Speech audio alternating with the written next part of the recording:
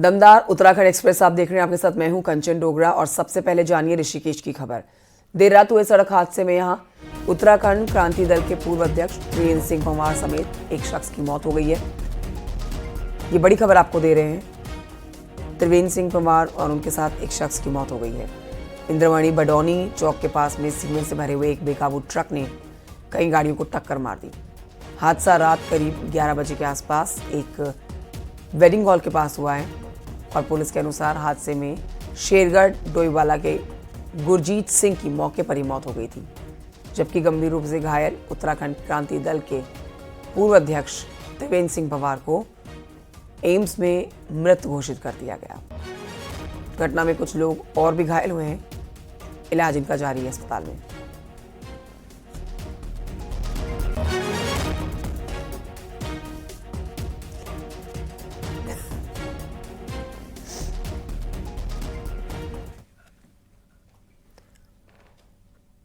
बढ़ते हैं आगे, आपको बताते हैं सीएम पुष्कर सिंह धामी ने यूकेडी के पूर्व अध्यक्ष त्रिवेंद्र पंवार के निधन पर दुख जताया है। सीएम धामी ने सोशल मीडिया प्लेटफॉर्म एक्स पर पोस्ट किया है। उत्तराखंड क्रांति दल के पूर्व केंद्रीय अध्यक्ष एवं संरक्षक त्रिवेंद्र सिंह पंवार के दुर्भाग्यपूर्ण सड़क हादसे में निधन का दुखद समाचार प्राप्त हुआ। ईश्वर से प्रार्थना है कि पुण्य आत्मा को श्री चरणों में स्थान दिया जाए।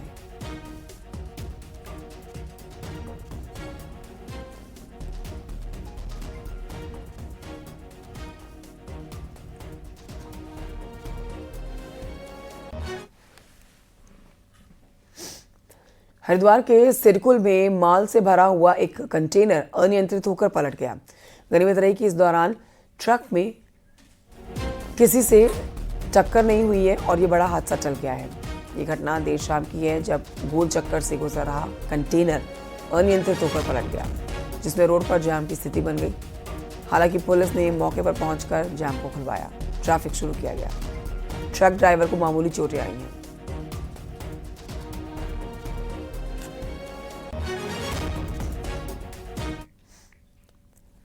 उधर कोटद्वार में ओवरलोडिंग के खिलाफ प्रशासन सख्त है। दरअसल शादियों के सीजन में प्राइवेट गाड़ी वाले क्षमता से ज़्यादा सवारी गाड़ियों में भरते हैं।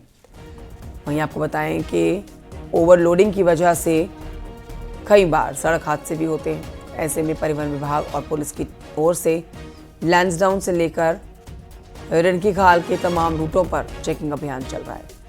पहाड़ के रूटों पर हादसे की बड़ी वजह ओवरलोडिंग है। ऐसे में जिन गाड़ियों में परमिट से ज़्यादा सवारियां लेकर जाई जा रही हैं, उनके चालान किए जा रहे हैं। साथ ही प्रशासन कब बारात की बसों पर विशेष फोकस है।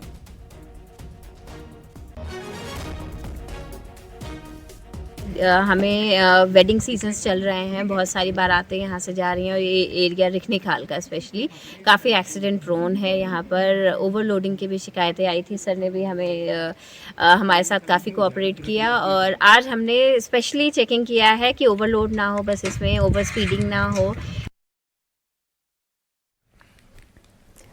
पहाड़ में सर्दियों के मौसम में गुलदार के हमले भी अब लगातार बढ़ते जा रहे हैं। पिछले महीने ही 3 वर्षीय बच्ची को तेंदुआ ने अपना निशाना बनाया और पिछले 5 साल में बागेश्वर जिले के ही 13 लोग मानव वन्य जीव संघर्ष के शिकार हो चुके हैं। इस दौरान 50 से ज्यादा लोग जख्मी भी हुए हैं। कई मवेशियों का शिकार कर चुके हैं ये बाघ। वन विभाग के अनुसार जिले में मानव वन्य जीव संघर्ष के अधिकतर मामलों में तेंदुए शामिल हैं। कई विभाग ने भी कई प्रभावित इलाकों में गश्त बढ़ा दी है और जगह जगह पर ट्रैप कैमरे लगाए जा रहे हैं।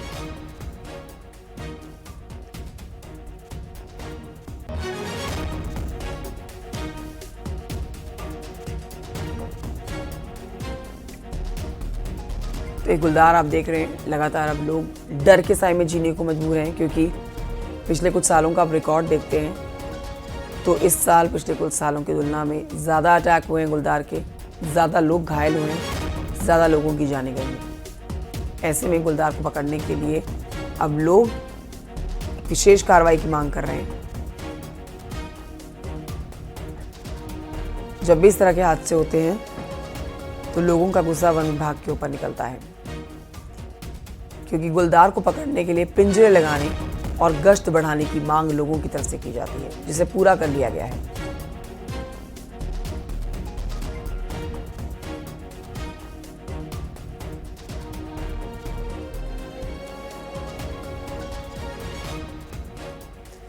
सुष्मिता थापा और जानकारी देंगी, फोन लाइन पर मौजूद हैं।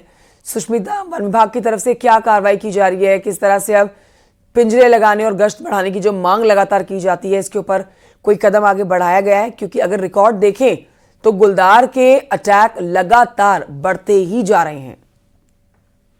जी देखिए, पहाड़ों में लगातार सर्दियां आते ही ये मामले हैं बढ़ जाते हैं। गुलदार का जो आतंक है लगातार पहाड़ी क्षेत्रों में देखने को मिल रहा है। अभी बीते कुछ महीने पहले ही बागेश्वर के स्थानीय उद्यान में एक 3 साल की बच्ची को भी गुलदार ने अपना निवाला बनाया था, जिसके बाद लोगों में काफी दहशत इस बात को लेकर कि गुलदार का आतंक जो लगातार बढ़ रहा है, उसका खतरा भी लगातार यहाँ पे लोगों पे बढ़ रहा है। साथ ही कई मवेशी भी हर दिन इस गुलदार का शिकार बन रहे हैं। तो जो वन विभाग है, लोगों की शिकायतों पर जगह जगह गश्ती बढ़ा रहा है। साथ ही टीमें बढ़ाकर जो पिंजरे लगाने का काम है वो वन विभाग द्वारा किया जा रहा है। साथ ही लोगों को अलर्ट किया जा रहा है कि अपने आसपास जो झाड़ियां हैं उनको साफ रखें और जो अन्य तरह की जो सावधानियां हैं वो सभी ग्रामीण इसमें बरतें। तो लगातार हम पहाड़ों में देख रहे हैं कि लगातार जो गुलदार के मामले हैं वो बढ़ते जा रहे हैं। लोग इस आतंक से दहशत में हैं और लगातार हम देख रहे हैं इन मामलों के आने के बाद वन विभाग भी अलर्ट हुआ है और लगातार गश्त बढ़ा रहा है। शुक्रिया आपका सुष्मिता थापा जानकारी के लिए। बढ़ते आगे आपको बताते हैं, लैंसडाउन वन प्रभाग की कोटद्वार रेंज में 2 हाथियों के बीच में आपसी संघर्ष में एक हाथी की मौत हो गई। हाथी का शव कोटद्वार रेंज ऑफिस के पास के जंगल में मिला है। वन विभाग की टीम ने हाथी के शव को पोस्टमार्टम के लिए भेजा है। हाथी के शव को देखने के लिए लोगों की भारी भीड़ उमड़ पड़ी। डीएफओ लैंसडाउन का कहना है कि तस्कर हाथी के साथ संघर्ष में हाथी की मौत हुई है। हमें एक हाथी के मारे जाने की सूचना प्राप्त हुई थी, जिसके बारे में स्टाफ ने बताया है कि आपसी संघर्ष में इस हाथी की मृत्यु हुई है। उसके बाद हमारा स्टाफ मौके पर पहुंचा, एरिया को कॉर्डन ऑफ किया। उसके बाद वेटनरी डॉक्टर्स की टीम को हमने बुला लिया है और जो एसओपी का जो प्रोसीजर है उसके तहत इसका पोस्टमार्टम किया जाएगा और शव निस्तारण किया जाएगा। दिल्ली पहुंचे उत्तराखंड के सीएम पुष्कर सिंह धामी, जिस पर आपको अपडेट दे देते हैं। न्यूज़ 18 से भी उन्होंने बातचीत की है। सीएम ने केदारनाथ जीत पर कहा है कि मैं केदारनाथ की जनता का आभार जताता हूं। ये सनातन की जीत है, ये विकास की जीत है। कांग्रेस के आरोप पर उन्होंने कहा कि कांग्रेस हार के बाद ईवीएम पर ठीकरा फोड़ती है। इसको लेकर सेमीफाइनल उन्होंने बताया है। इस जीत को सीएम धामी ने कांग्रेस को ये भी कहा है, पहले ही सेमीफाइनल हार चुकी है कांग्रेस, अब फाइनल में तो पहले ही बाहर हो जाएगी। हमारे साथ है उत्तराखंड के मुख्यमंत्री पुष्कर सिंह धामी। धामी जी, केदारनाथ में आपने बड़ी जीत हासिल की है, क्या कहेंगे इस पे आप? देखिए, मैं सबसे पहले केदारनाथ विधानसभा के सभी देवतुल्य कार्यकर्ताओं को, उनके वहां के जनता को, सबको मैं आभार व्यक्त करना चाहता हूं। बाबा केदार को नमन करना चाहता हूं कि उन्होंने भारतीय जनता पार्टी की प्रत्याशी आशा नौटियाल जी को भारी अंतर से जिताया है। ये जीत हमारे प्रधानमंत्री जी के द्वारा जो श्री बाबा केदार में जो काम शुरू किए गए, नवनिर्माण, पुनर्निर्माण, दिव्य केदार और भव्य केदार बनाने की दिशा में जो तेजी से काम आगे बढ़ा है, ये उसकी जीत है। ये जीत सनातन की जीत है, ये विकास की जीत है और ये केदारनाथ समेत पूरे उत्तराखंड की जनता की जीत है। लेकिन कांग्रेस इस जीत को स्वीकार नहीं कर रही। उसका कहना है चुनाव में प्रशासन ने मनमानी की है। देखिए, वो कभी ईवीएम पर अपना जब हार जाते हैं तो ठीकरा फोड़ते हैं, कभी किसी और पर फोड़ते हैं। इसलिए सारी जनता जान रही है कि ये प्रचंड जीत है। ये उन्होंने कहा था सेमीफाइनल है, वो सेमीफाइनल में ही बाहर हो गए, तो आप ये समझिए कि फाइनल में उनके लिए अब कोई जगह नहीं। नगर निकाय चुनाव भी आने वाला है, बीजेपी कितना तैयार है? पूरी तरह से तैयार है। बीजेपी और सारे कार्यकर्ता, सारी जनता चाहती है जो सुशासन के काम चल रहे हैं, विकास के काम चल रहे हैं, हम समर्पित भाव से काम कर रहे हैं। सभी जनता का आशीर्वाद हम लोगों के साथ। शुक्रिया हमसे बात करने के लिए। ये थे हमारे साथ उत्तराखंड के मुख्यमंत्री पुष्कर सिंह धामी। वीडियो जर्नलिस्ट सोनू के साथ संदीप पांडे, न्यूज 18 दिल्ली। सीएम पुष्कर सिंह धामी कल शाम दिल्ली पहुंचे हैं, जहां पर सीएम प्रगति मैदान में चल रहे ट्रेड फेयर पहुंचे और उत्तराखंड पवेलियन का उद्घाटन उन्होंने किया। इस दौरान सीएम धामी ने उत्तराखंड पवेलियन में लगी स्टॉल्स का भी जायजा लिया। इसके साथ ही सीएम धामी ने सांस्कृतिक संध्या कार्यक्रम का भी उद्घाटन किया। इस दौरान सीएम धामी ने कहा है कि उत्तराखंड की महिलाओं के द्वारा बनाए जा रहे उत्पादों की मांग लगातार बढ़ रही है। देश के साथ ही विदेशों में पहाड़ के उत्पादों की डिमांड बढ़ रही है। सीएम धामी ने कहा है कि सरकार राज्य की महिलाओं को सशक्त करने और आगे बढ़ाने के लिए लगातार काम कर रही है।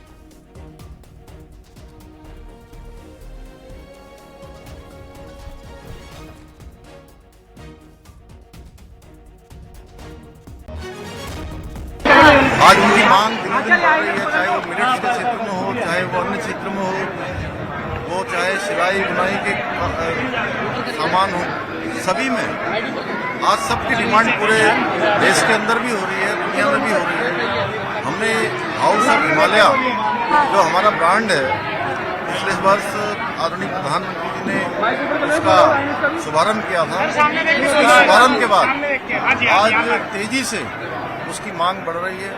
इससे हमारी महिलाओं को विशेषकर आगे बढ़ने का अवसर मिल रहा है, उनकी आर्थिकी भी बढ़ रही है, रोजगार भी बढ़ रहा है और अपने रोजगार के साथ साथ वो अन्य लोगों को भी आज रोजगार से जोड़ने का काम कर रही हैं और हम भी लगातार प्रोत्साहन कर रहे हैं। इसी प्रकार से अनेक क्षेत्रों के अलग अलग उत्पाद यहाँ पर लगा गए हैं और निश्चित रूप से एक बड़ा मंच है और इस मंच के माध्यम से हमारे सभी उत्पादकों को, उत्तराखंड के लोगों को भी आगे बढ़ने का अवसर मिलता है। मैं सभी को स्टेट फेयर के लिए बहुत शुभकामनाएं देता हूँ। इसकी थीम है 2047 का विकसित भारत का संकल्प है।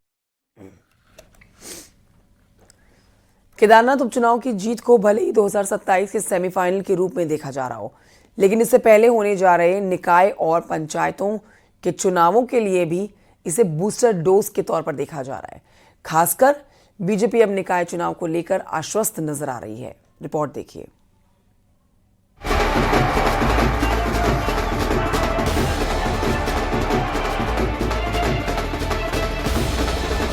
उत्तराखंड में अब निकाय चुनाव की सरगर्मी शुरू हो गई है। निकाय चुनाव को लेकर बीजेपी 21 नवंबर को एक दौर की मीटिंग भी कर चुकी है। पिछले चुनाव में बीजेपी 8 में से 5 नगर निगमों में जीत दर्ज करने में कामयाब रही थी। इस बार नगर निगमों की संख्या बढ़कर 11 हो गई है। केदारनाथ में शानदार जीत के बाद उत्साहित बीजेपी प्रदेश अध्यक्ष का कहना है कि हम निकायों में भी पहले से भी बेहतर प्रदर्शन करेंगे। तो निश्चित रूप से कार्यकर्ता के अंदर एक उत्साह खड़ा हुआ है और भारतीय जनता पार्टी के केदारनाथ चुनाव के बाद जिस प्रकार अनावश्यक माहौल कांग्रेस द्वारा तैयार किया जा रहा था, उस पे केदारनाथ की जनता ने एक बड़ा प्रभावी समर्थन भारतीय जनता पार्टी को दिया है। और मैं कह सकता हूँ इस चुनाव के बाद नगर पालिका, नगर निगम सब चुनाव में भारतीय जनता पार्टी प्रचंड मतों से जीतने वाली है और पिछली बार से अच्छा रिकॉर्ड हमारा रहेगा। इधर निकाय और पंचायत चुनाव से ठीक पहले केदारनाथ में मिली पराजय कांग्रेस के लिए किसी झटके से कम नहीं है। अब उसे निकाय चुनाव से पहले एक और चुनौती से जूझना होगा। टूटे मनोबल के बीच कार्यकर्ताओं को एकजुट करने का उसके सामने बड़ा चैलेंज आ गया है। हालांकि कांग्रेस का कहना है कि हमारी तैयारियां पूरी हैं। बीजेपी पहले निकाय चुनाव की डेट तो फाइनल करे। संगठन ने अपने स्तर पर जो हेडक्वार्टर में जो कार्य करने होते हैं, इसके लिए वो पूरी तैयारी कर रखी है। तो हम किसी भी तरह से इस मामले में पीछे नहीं है और जैसे ही सरकार डिक्लेयर करेगी तो निश्चित रूप में हम लोग भी चुनाव में बिल्कुल मजबूती के साथ हिस्सा लेंगे। वैसे बीजेपी को ये बताना चाहिए कि सरकार में रहते हुए वो बार बार इन चुनाव को टाल क्यों रहे हैं। नए परिसीमन के बाद उत्तराखंड में निकायों की संख्या बढ़कर 102 हो गई है। नगर निगमों की संख्या 8 से बढ़कर 11 हो गई है, तो नगर पालिकाएं भी 42 की जगह 45 हो गई हैं। निकायों के चुनाव भले ही छोटे लेवल पर होते हैं, लेकिन बीजेपी केदारनाथ के विजय रथ पर सवार होकर इन चुनावों में भी प्रत्यक्ष तौर पर कूद सकती है। न्यूज़ 18 के लिए देहरादून से सुनील नप्रवात की रिपोर्ट।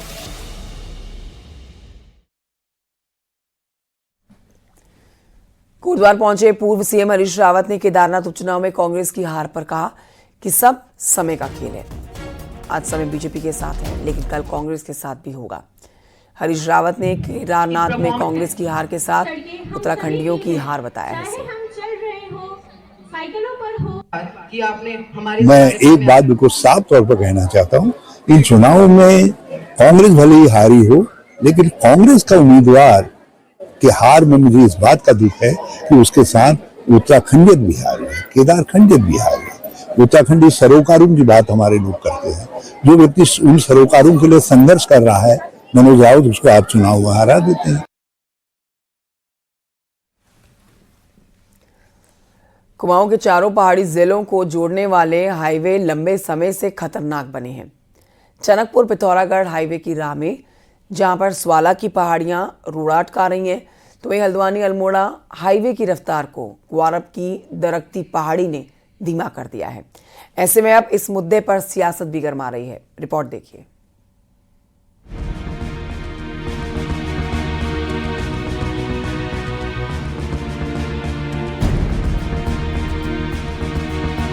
लंबा समय गुजरने के बाद भले ही टनकपुर पिथौरागढ़ हाईवे पर ट्रैफिक बहाल हो गया हो, लेकिन आज भी यहाँ स्वाला की पहाड़ियाँ खतरनाक बनी हैं। ऐसे में एनएच इन दरकती पहाड़ियों का परमानेंट ट्रीटमेंट करने में जुटा है।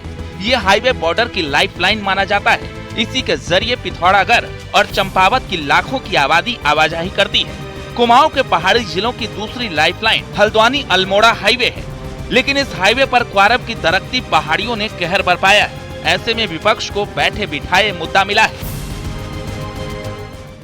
तो उस समय ये बिल्कुल क्लियर था कि इन मार्गों का सुधार होना है, इसमें कटिंग कम, फीलिंग ज़्यादा से विड्थ निकालनी है। किया गया उल्टा, कटिंग पैराडाइज बना दिया गया पूरी चारधाम यात्रा सुधार मार्ग को, और नामकरण उसका बदल करके जो है ऑल वेदर रोड कर दिया गया। क्वारब की पहाड़ियों के लगातार दरकने से अल्मोड़ा के साथ ही पिथौरागढ़ और बागेश्वर की आवाजाही सीधे प्रभावित हो रही है। आलम यह है कि यात्रियों को कई दफा दूसरे रूट का सहारा लेना पड़ रहा है, जिससे सफर तो लंबा हो ही रहा है, साथ ही समय भी बर्बाद हो रहा है। क्वारब की पहाड़ियों के ट्रीटमेंट के लिए सड़क मंत्रालय ने 18 करोड़ की धनराशि भी जारी की है। बावजूद इसके लोगों का सफर कब आसान होगा, कहना कठिन है। हमारी सारी टीएसडीसी और सर्वे ऑफ इंडिया की टीम के माध्यम से जो हमको गाइडेंस दी गई, चूँकि उसी गाइडेंस के अनुसार हमको काम करना होता है, और इसलिए स्वाला का आज हमको ये सपोर्ट मिला है। स्वाला हमारा ठीक हुआ है। ऐसी यहाँ भी हम कुछ दिनों में हमारे विभाग और सभी विशेषज्ञों के माध्यम से जो रिपोर्ट आएगी, इस रिपोर्ट के अनुसार ही हम लोग काम कर रहे हैं। क्वारब और स्वाला कुमाऊं के दोनों अहम हाईवे के लिए अभिशाप साबित हो रहे हैं। ऐसे में इस मुद्दे पर जारी सियासी खेल भले ही किसी के लिए राजनीति चमकाने का जरिया हो, लेकिन इतना तय है कि हाईवे को राजनीति का टूल बनाने से लोगों की दिक्कतें कम नहीं होने वाली है। न्यूज 18 के लिए किशन जोशी के साथ विजयवर्धन उप्रेती, न्यूज 18। भारतीय टीम के विकेट कीपर बल्लेबाज ऋषभ पंत आईपीएल में सबसे महंगे बिकने वाले खिलाड़ी बन गए हैं। उनकी इस उपलब्धि पर उनके बचपन के कोच और खिलाड़ियों ने खुशी जताई है, खुशी मनाई है। सोमवार को रुड़की के 3 और खिलाड़ियों को ऑक्शन में खरीदा गया। रुड़की के रहने वाले ऋषभ पंत को लखनऊ सुपर जॉयंट्स ने 27 करोड़ में खरीदा है। पंत के लिए सनराइजर्स हैदराबाद और लखनऊ के बीच में जमकर होड़ लगी हुई है। लखनऊ ने आखिरी बोली 27 करोड़ रुपए की लगाई है। ये बात थी, और जब उनकी 27 करोड़ में उनको लिया गया, तो सभी खिलाड़ियों ने, एकेडमी के सभी छोटे बड़े खिलाड़ियों ने बड़ी शोर मचाया एकदम कि भैया वो सबसे महंगे खिलाड़ी हैं। हरिद्वार की ज्वालापुर कोतवाली में बीजेपी कार्यकर्ताओं ने खूब हंगामा किया और पुलिस पर अभद्रता का आरोप लगाते हुए भाजपाई कोतवाली में धरने पर बैठ गए। कार्यकर्ताओं के धरने को समर्थन देने विधायक आदेश चौहान भी पहुंचे। थाने में हंगामा की सूचना पर पुलिस के आला अधिकारियों को मौके पर आना पड़ गया। एसपी ने विधायक और कोतवाली प्रभारी दोनों पक्षों की बात सुनकर मामले को शांत कराया। बताया जा रहा है कि विधायक आदेश चौहान का करीबी भाजपा कार्यकर्ता वरुण किसी मामले में पैरवी के लिए कोतवाली में पहुंचा हुआ था। आरोप लगाया गया कि ज्वालापुर कोतवाली इंचार्ज प्रदीप बिष्ट ने वरुण के साथ धक्का मुक्की और अभद्रता की। कोतवाल साहब जो प्रदीप बिष्ट जी थे वो अंदर से आए और आगे उन्होंने बड़ी अभद्रता के साथ मेरे साथ बात करी और धक्के मुक्की देकर मुझे थाने से बाहर कर दिया। उस संदर्भ में फिर हमारे अपने जो क्षेत्र के विधायक हैं, जिला अध्यक्ष हैं, जो जिले के प्रभारी, उन सबसे मेरी वार्ता हुई।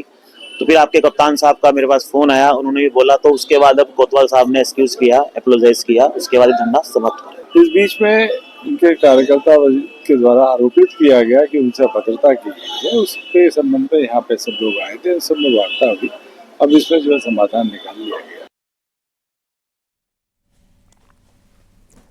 राजधानी देहरादून से खबर, जहां पर अगर आप जमीन खरीदना चाह रहे हैं, आप ऐसा चाहते हैं करना, तो जिला प्रशासन ने आपके लिए एक अलग से सेल का गठन किया है। इसमें आप उस जमीन की जानकारी जुटा सकते हैं। ये सेल जमीन की जानकारी, इसके साथ ही जमीन में चल रहे घपले से भी आपको आगाह कराएगी। देहरादून में जमीनों की कीमतों में भारी उछाल आया है। इसका फायदा उप आपराधिक प्रवृत्ति के लोगों ने उठाना शुरू किया है और एक ही जमीन के अलग अलग फर्जी दस्तावेज तैयार करके लोगों के बेचे जाने की जानकारी मिल रही है। आलम यह है कि आज के समय में देहरादून के अलग अलग थानों में औसतन हर दिन 3 से 5 मुकदमे दर्ज हो रहे हैं जमीन फर्जीवाड़े से जुड़े हुए।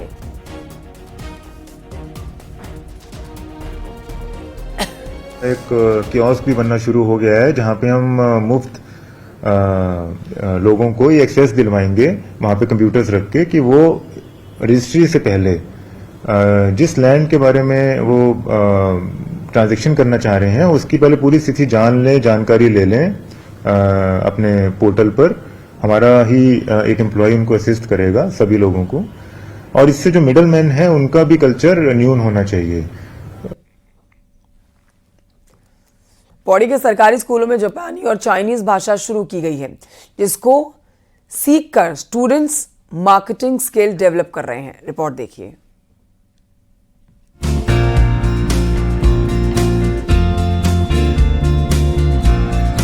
पौड़ी के पीएम श्री समेत 11 सरकारी स्कूलों में मार्केटिंग स्किल को डेवलप करने के लिए स्टूडेंट्स को जापानी और चाइनीज लैंग्वेज सिखाई जा रही है। 2022 में डीएम पौड़ी और दून विश्वविद्यालय की पहल पर शुरू हुई इस योजना में 373 स्टूडेंट्स को दून विश्वविद्यालय के एक्सपर्ट ऑनलाइन क्लास के जरिए हफ्ते में 3 दिन जापानी और चाइनीज भाषा सिखा रहे हैं। वहीं इस भाषा को सीखकर छात्र भी खासे उत्साहित भी नजर आ रहे हैं। ऐसे सेंटेंस बना सकते हैं, नी हाओ लाओ शिमा यानी कि हेलो टीचर्स, या ऐसे बोल सकते हैं कि व्हाट इज योर नेम बोलते हैं तो नी शंती हाउमा बोलते हैं, और आप कैसे हैं तो मैं कैसी हूँ ऐसे बोलते हैं तो उसमें बोलते हैं वी मेशी कहते हैं। ऐसे हमने बहुत सारे वर्ड सीखे। क्लास 11th को अभी अभी चाइनीज क्लास स्टार्ट हुई है। हमने अभी अभी कुछ ही टाइम पहले स्टार्ट किया है इसे सीखना, और इसमें हमारे कैरियर के लिए भी बहुत ज्यादा स्कोप है, तो हमें इसे सीखने में बहुत मजा भी आ रहा है। हमारा मानना है कि शायद भविष्य में बच्चों को इससे ज्यादा फायदा होगा। बच्चे बाहर निकलेंगे, कुछ करेंगे, क्योंकि यहाँ पे तो जरा बच्चों के लिए कुछ है भी नहीं, और ये नया जो नवाचारी प्रयोग है बच्चों के लिए, ये बहुत ही अच्छा है, और बच्चे आगे जाके मार्केटिंग क्षेत्र में कुछ कर सकते हैं। डीएम ने बताया विदेशी भाषा को सिखाने का मकसद छात्रों को मार्केटिंग स्किल को बढ़ाना है। इसके साथ ही छात्रों को स्कॉलरशिप देने से लेकर स्टूडेंट्स को ताइवान भी ले जाने की योजना बनाई जा रही है।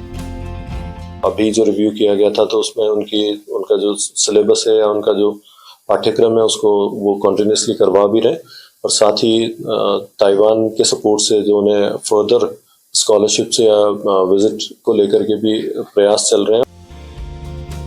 उम्मीद है इस भाषा का ज्ञान लेने के बाद जहां स्टूडेंट्स के विदेश जाने की राह आसान होगी, तो साथ ही मार्केटिंग के क्षेत्र में छात्र अपना दबदबा भी बना पाएंगे। न्यूज़ 18 के लिए पौड़ी से आलोक रावत की रिपोर्ट। बढ़ते आगे आपको बताते हैं, कोविड का ढिकाला जोन 15 नवंबर से पर्यटकों के लिए खुल गया है। ऐसे में यहां जाने की पर्यटकों में होड़ लग गई है। ढिकाला में ऐसा क्या है जो पर्यटकों को अपनी ओर खींचता है, देखिए रिपोर्ट। ढिकाला कॉर्बेट का सबसे लोकप्रिय जोन है, जहां नाइट स्टे की सुविधा उपलब्ध है। इस जोन को नैसर्गिक सौंदर्य परबस ही पर्यटकों को अपनी ओर खींच लेता है। यहाँ पहाड़, नदी, घास के मैदान के साथ ही साल के पेड़ का आकर्षण अद्भुत है। पर्यटक यहाँ सुकून के 2 पल प्रकृति की गोद में बिताने का अवसर नहीं छोड़ना चाहते।